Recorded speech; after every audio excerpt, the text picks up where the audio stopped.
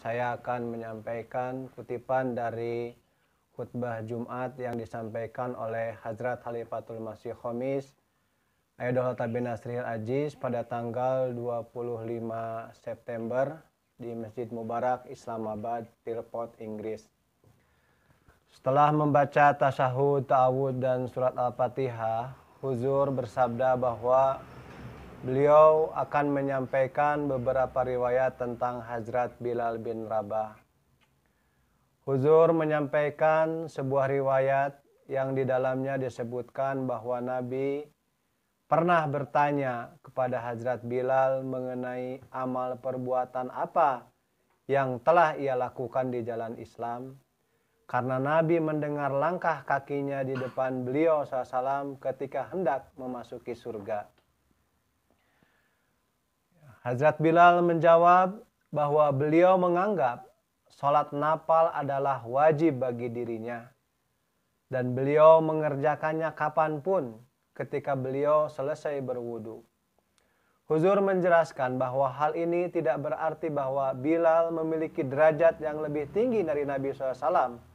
Melainkan itu berarti bahwa dikarenakan sholat yang beliau kerjakan secara diam-diam itu, sehingga beliau akan tetap bersama dengan Nabi SAW di surga seperti beliau yang lakukan di dunia ini. Huzur merujuk kepada Hazrat Khalifatul Masih Tsani radhiyallahu an yang mengutip contoh teladan dari Hazrat Bilal, di mana Huzur bersabda bahwa satu-satunya yang tersisa di dunia ini adalah perilaku dan tindakan yang dilakukan semata-mata demi Allah Subhanahu wa Ta'ala. Huzur bersabda bahwa kita tidak mengetahui di mana rumah, harta, dan keturunan dari Hazrat Bilal.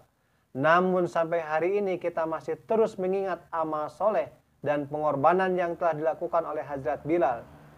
Yaitu karena beliau selalu mengumandangkan azan, serta beliau selalu setia berada di dalam panji Hazrat Rasulullah SAW.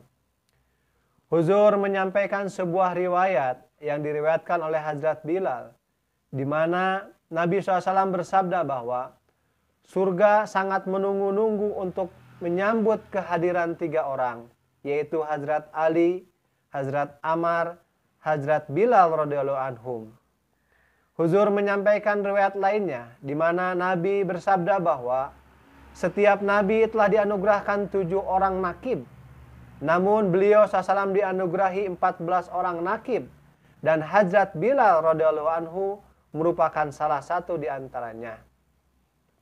Huzur kemudian menyampaikan sebuah riwayat lain, di mana di dalam riwayat tersebut disebutkan bahwa Hazrat Bilal mendapatkan pujian dan sanjungan sebagai syuhada dan muazin yang paling agung.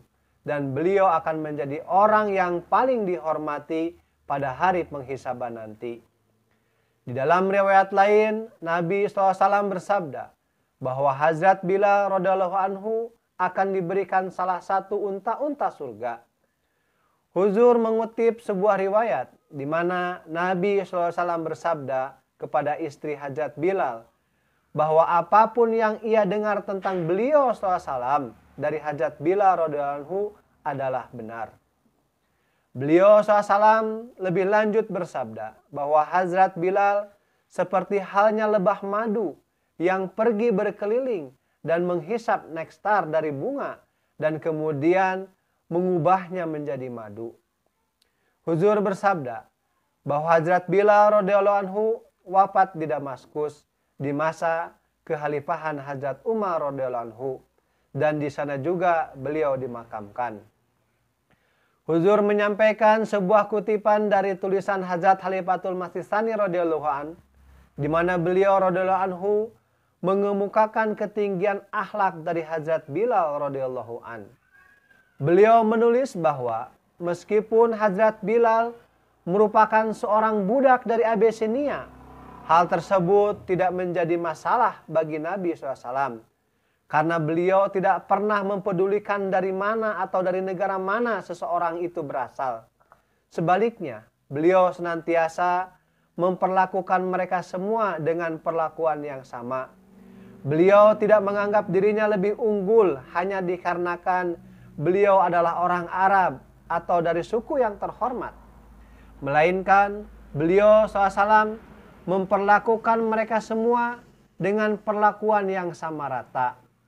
Hal tersebut menghasilkan suatu jalinan ikatan yang sangat kuat yang tidak akan dapat terputus antara beliau SAW dengan para sahabat radhiyallahu anhum. Hazrat Khalifatul Masih Tsani radhiyallahu anhu memberikan contoh bagaimana ketika Nabi Isa alaihissalam ditangkap dan murid beliau alaihissalam yaitu Petrus mengikuti dari belakang. Ketika pasukan yang menangkap Nabi Isa alaihissalam itu melihatnya, mereka kemudian bertanya kepadanya, apakah ia salah seorang dari murid Nabi Isa alaihissalam? Dikarenakan rasa takut, Petrus kemudian serta-merta langsung mencaci maki dan menghina Nabi Isa alaihissalam. Di sisi lain, jika kita ingin membandingkan dan menyaksikan bagaimana Nabi SAW begitu mencintai para sahabat beliau radhiyallahu anhum, dan sebagai hasilnya, sebagaimana para sahabat tersebut begitu mencintai dan mengabdikan diri mereka kepada Nabi SAW, maka contoh terbaik dari ikatan semacam itu adalah terdapat di dalam diri Hazrat Bilal radhiyallahu anhu ketika Nabi SAW mengetahui bahwa orang-orang menertawakan Hazrat Bilal hanya karena beliau mengucapkan lafaz asyhadu yang seharusnya adalah asyhadu ketika beliau mengumandangkan azan.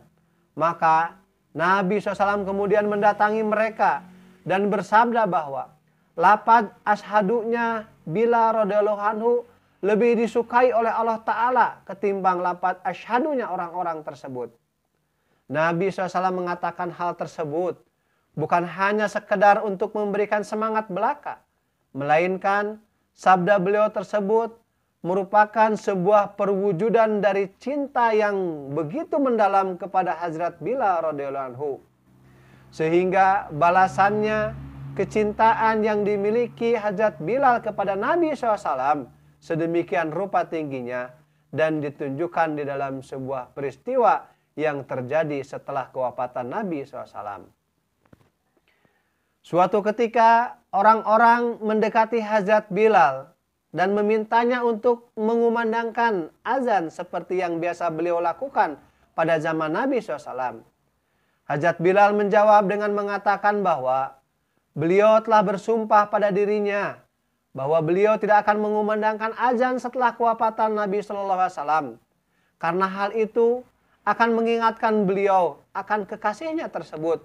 Dan beliau tidak akan pernah sanggup untuk menahan kesedihan beliau itu. Akan tetapi orang-orang terus mendesaknya. Dan Hazrat Umar menyampaikan keinginan kuat dari orang-orang tersebut kepada Hazrat Bilal. Karena mereka pun ingin mengenang masa-masa ketika Nabi masih hidup. Hazrat Bilal berkata bahwa beliau bersedia melakukannya hanya jika diperintahkan oleh sang khalifahnya. Sembari tetap menyampaikan kepada mereka bahwa akan sangat sulit baginya untuk melakukan hal tersebut, yaitu melaksanakan azan tersebut. Akhirnya, sesuai dengan keinginan dan perintah dari Hazrat Umar, yaitu sebagai khalifah saat itu, maka Hazrat Bilal pun mengumandangkan azan seperti yang beliau lakukan pada masa Nabi SAW. Orang-orang yang mendengar suara azan itu tidak kuasa menahan emosi mereka. Mereka begitu larut di dalam kesedihan dan keharuan yang sangat mendalam. Sehingga suara isak tangis mereka terdengar begitu sangat kencang.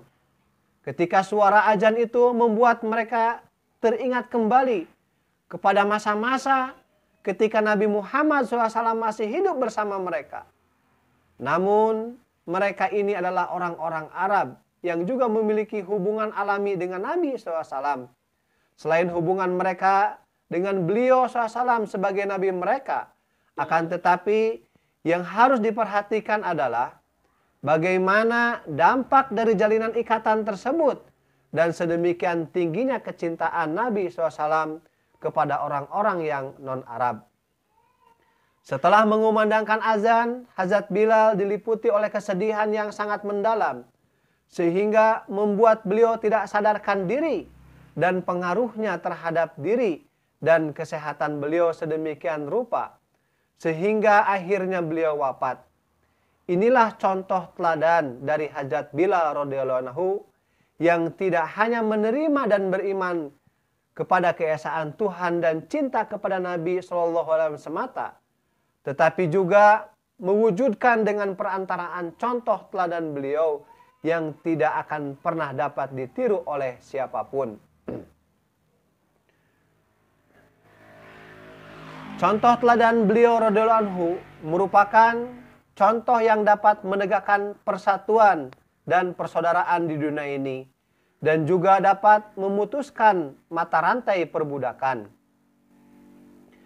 Keselamatan kita pada hari ini tergantung kepada tegaknya tauhid ilahi dan perwujudan dari kecintaan kepada Nabi SAW. Huzur terakhir berdoa, semoga kita semua dapat mengamalkan contoh teladan yang mulia dari Hazrat Bilal ini. Dan Huzur mengakhiri khutbah beliau berkenaan dengan riwayat atau kisah sahabat dari Hazrat Bilal bin Rabah radhiyallahu anhu. Hadirin hadirat sidang salat Jumat yang berbahagia, demikianlah khutbah Jumat yang dapat saya sampaikan pada kesempatan ini. Mudah-mudahan bisa bermanfaat bagi kita semuanya dan kita bisa mencontoh, menteladani apa yang sudah Huzur sampaikan dari riwayat sahabat Rasulullah SAW, yaitu Hazrat Bilal bin Rabah radhiyallahu anhu. Demikianlah wahiru da'wana alhamdulillahirabbil alamin. Wassalamualaikum warahmatullahi wabarakatuh.